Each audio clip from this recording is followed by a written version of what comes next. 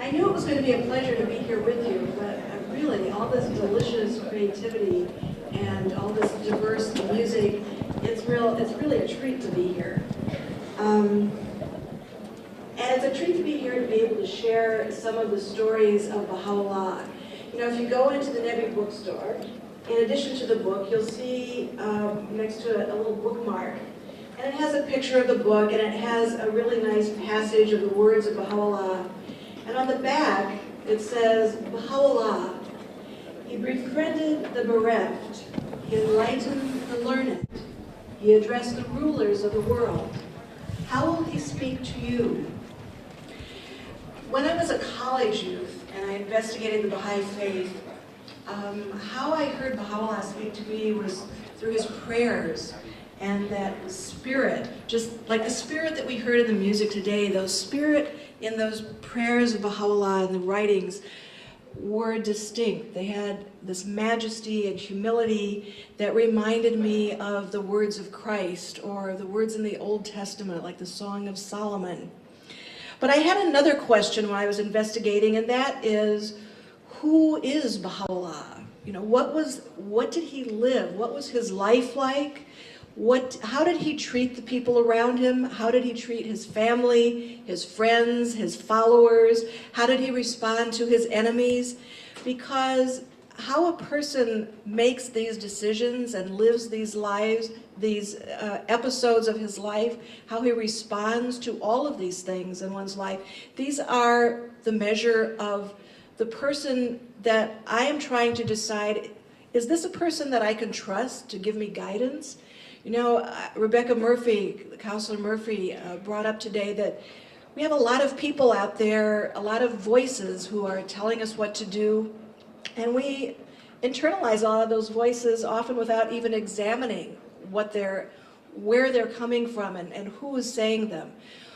Baha'u'llah made the claim that he is a messenger of God for this day. Anyone who makes that great a claim deserves to be examined, both the claim and the person who is making that claim. So I'm going to, I wrote the story of Baha'u'llah many years after I became a Baha'i as a youth, really to open up the life of Baha'u'llah and all of the episodes of both his public and private life, so that those of you, whether you call yourselves Baha'is or friends of Baha'is, can really come to know who Baha'u'llah was. So today I want to first just dip into a little bit of his early life and then to forward a little bit and share a story from his adult life. Baha'u'llah was born in the 19th century. He was born November 12, 1817, in the land of Persia in the city of Tehran. Now, in 1817, when Baha'u'llah was born, Fath Ali Shah was the ruler of Persia, and King George III was the King of England. And that doesn't mean a whole lot to us as Americans, but on this side of the Atlantic, James Monroe was President of the United States, and the United States had only 19 states. And in the year 1817, Abraham Lincoln was a boy of 8 living in Indiana, and Frederick Douglass was a baby born into slavery in the state of Maryland. Now, Baha'u'llah, when he was born, didn't have the title of Baha'u'llah. That was a title he took as an adult. His parents gave him the name of Hussein Ali. And his parents were Mirza Abbas Buzurg, who was a highly respected and widely regarded minister of state to the Shah, and his noble wife Khadija Khanum. And from the very earliest days of Hussein Ali, his parents recognized that this was an extraordinary child. When he was an infant, his mother would say, "This child never cries. You know, how can he be so happy and content all the time?" But what really astonished his parents was, as Baha'u'llah was growing up as a child and youth, was his extraordinary innate knowledge and wisdom, especially about spiritual matters. He didn't receive any different education from the other nobility the Persian sons would receive. They learned to read and to write, and they learned about Persian culture and the great poets. They learned horsemanship and swordsmanship. But they did not study science or philosophy or religion, but nevertheless, the young Hussein Ali showed an intense interest in spiritual matters. And as he grew into a youth, his father could find him from time to time deep in conversation with the most learned of men, who welcomed him into their circles of conversation because of the insights and the things that he shared about the prophets and their teachings, about the nature of God and the human spirit. So his father, Mirza Buzurg, pondered these things, and he wondered how could his young son have this kind of knowledge. And he wondered if it had to do with their ancestry, because not only was Baha'u'llah descended from the great Persian kings of old, he was also a descendant of two holy prophets, the Persian prophet Zoroaster, who had taught his followers about the battle between good and evil, and Abraham, who had taught the Jews to worship one God. So Mirza Buzurg pondered these things, and one night he had a dream, a strange sort of dream. In his dream, he saw the ocean spread in every direction, and in the middle of the ocean was Hussein Ali swimming, strong and peaceful, and his long jet black hair floating on top of the waves.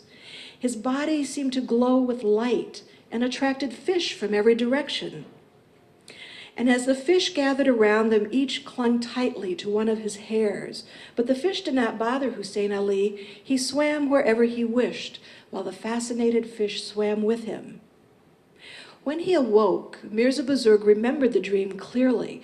It seemed strange yet wonderful, as some dreams do. But what did it mean? He would need to call on a soothsayer, who was wise in the language of dreams, to find out. In the twisting maze of narrow streets, the early morning market of Tehran stirred to life. Watchmakers and leather workers, potters and tailors opened their doors to begin the day's work. Soon the steady rhythm of blacksmiths swinging their heavy hammers onto red-hot iron rang throughout the market. Here and there an overloaded donkey brayed loudly, or a mean-tempered camel spit his displeasure.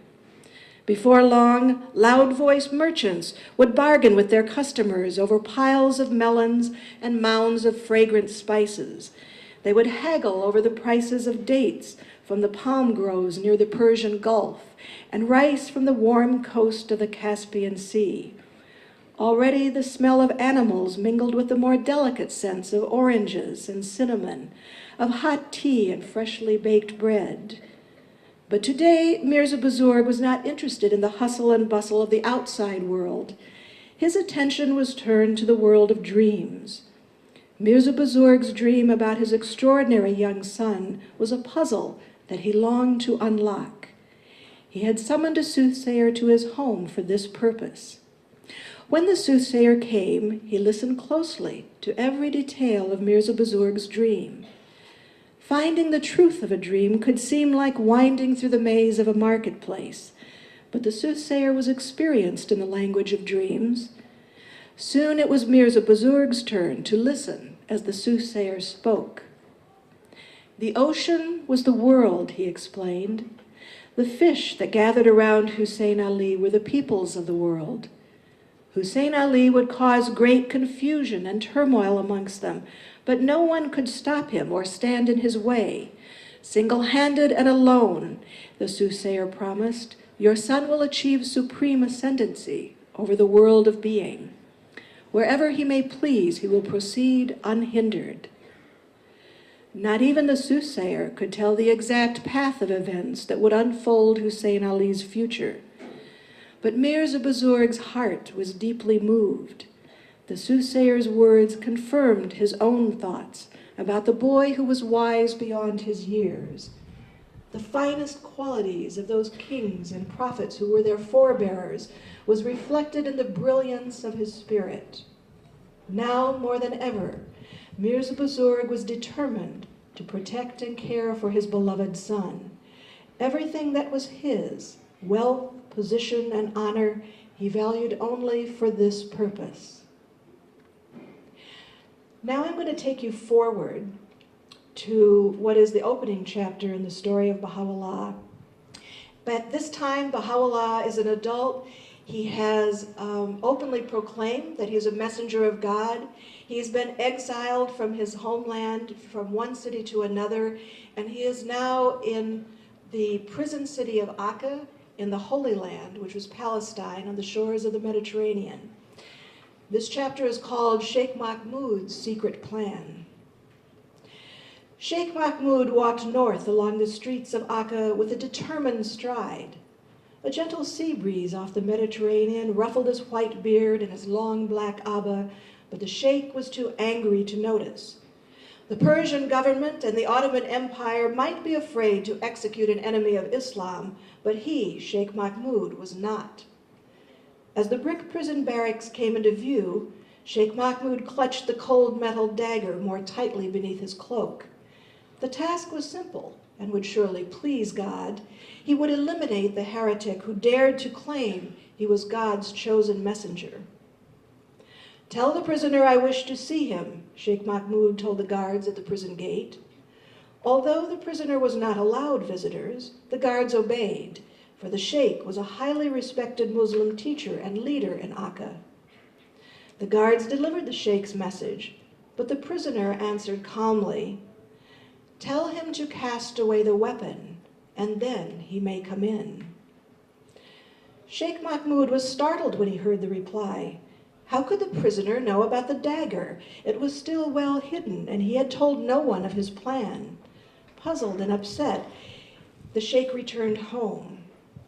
But Sheikh Mahmud was not a man to be thwarted when he set his mind to do something, and he was physically strong. He did not need a weapon. His own 2 hands were strong enough to accomplish the task. The determined Sheikh Mahmud returned once again to the prison. Once again, he asked to see the prisoner. This time the reply came, "Tell him to purify his heart first, and then he may come in." The sheikh was astonished to hear such an answer. What magic did this prisoner possess that he could read the inner secrets of his heart? Once again he left the prison, more deeply disturbed this time, his mission still unaccomplished. Later, the troubled Sheikh Mahmud fell into a deep sleep. He dreamed about his father, who was long dead, and about a wise old sheikh who had visited his father when Mahmud was a boy of 10. The sheikh had told Mahmud to watch for the coming of the Lord, the promised one sent by God. He would come to Akka, the sheikh had said, when little Mahmud was a grown man. He would speak Persian and dwell in an upper room at the top of a long flight of stairs. When Sheikh Mahmud awoke, his dream lingered with him, vivid and clear. As he pondered the words of the wise old sheikh, questions deep within him and long forgotten began to stir. Sheikh Mahmud decided to return once more to the prison gate. Again he took no weapon, but this time the malice in his heart had given way to a new desire, a deep longing to discover the truth. This time, when Sheikh Mahmud asked to see the prisoner gave his consent. The sheikh walked up a long flight of stone stairs that led to the prison cells. He spoke first with the prisoner's eldest son, who prepared him to meet with his father. Finally, Sheikh Mahmud stood at the threshold of the prisoner's cell and was given permission to enter. The man who stood before him was of middle age and average height, with jet black hair and beard. As a prisoner, he had survived the black pit of Tehran and the mountainous winter journey into exile.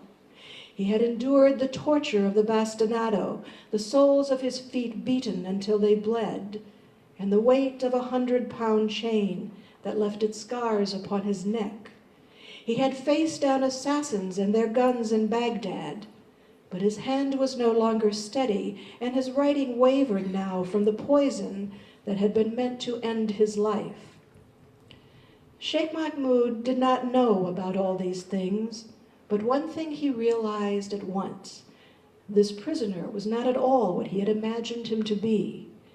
When he moved, it was with a natural grace and majesty that made Sheikh Mahmud feel like a humble subject in the presence of his king. When he spoke with the assurance of a king, and more, with a love that penetrated every word. This was the one called Baha'u'llah, the glory of God. The gentle sound of waves lapping against the city wall drifted in through the prison window. Akka was a prison city on the shores of the Holy Land, and Baha'u'llah had been sent there in 1868 to die. Baha'u'llah, who was the noble son of a noble family, who was called Father of the Poor for his loving kindness and generosity, whose wisdom and courage were recognized even by his enemies, Baha'u'llah had been sent to Akka to die. Yet when offered a chance to escape his fate, he had refused to run away. Who is to be preferred, Baha'u'llah later wrote, he that hath sheltered himself behind curtains, or he that hath offered himself in the path of God? Although Baha'u'llah had committed no crime, in the eyes of his accusers, he had committed the greatest of crimes. He claimed to be a divine messenger, chosen by God to speak to the world as the great prophets before him, Abraham, Moses, Krishna, Buddha, Zoroaster, Christ, Muhammad. He claimed to fulfill the prophecies of old and to bring new guidance from God. This thing is not from me, Baha'u'llah had written to the Shah of Persia, but from one who is almighty and all-knowing. His accusers were outraged. Blasphemy, they called it. How dare he, who had never even received religious training, claim to speak with divine authority? And if my sin be this, Baha'u'llah further wrote, that I have exalted the word of God and revealed his cause, then indeed am I the greatest of sinners. Such a sin I will not barter for the kingdoms of earth and heaven. When Baha'u'llah spoke, people were drawn to listen. With the eloquence of his arguments, he stirred their thoughts and inspired their hearts as no one else.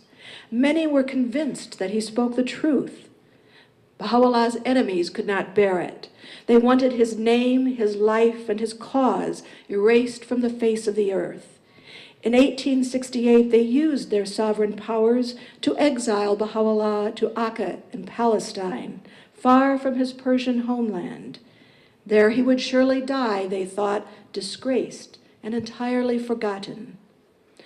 But the Quran warns, they plotted, but God plotted, and of plotters is God the best. The rulers who imprisoned Baha'u'llah thought of themselves as mighty kings who commanded the peoples of the world. They forgot that the sovereignty of kings is not the sovereignty of God, who claims for his domain the hearts of all humankind. Blinded by their ambitions, they could not know that one day, when their own names lay forgotten as dust, the name of Baha'u'llah would be cherished in every land. From his first moment in Baha'u'llah's presence, Sheikh Mahmud felt the power and majesty of the messenger of God. The Sheikh could scarcely look upon Baha'u'llah's face, so radiantly did it shine with the light of his spirit. Here was a splendor that needed no royal robes or trumpets to herald it. Here was a majesty that belonged to no one else on earth. The Sheikh's own position as a respected religious leader paled all at once to insignificance. Moved by a deep sense of reverence and a joy that flooded his being, Sheikh Mahmud lay face down, prostrate at the feet of Baha'u'llah. How else could he express the feelings that overwhelmed him, the awe and wonder and gratitude? How could he explain the certain knowledge that filled his heart? He was but a candle in the presence of the sun. The Lord had indeed come to Akka.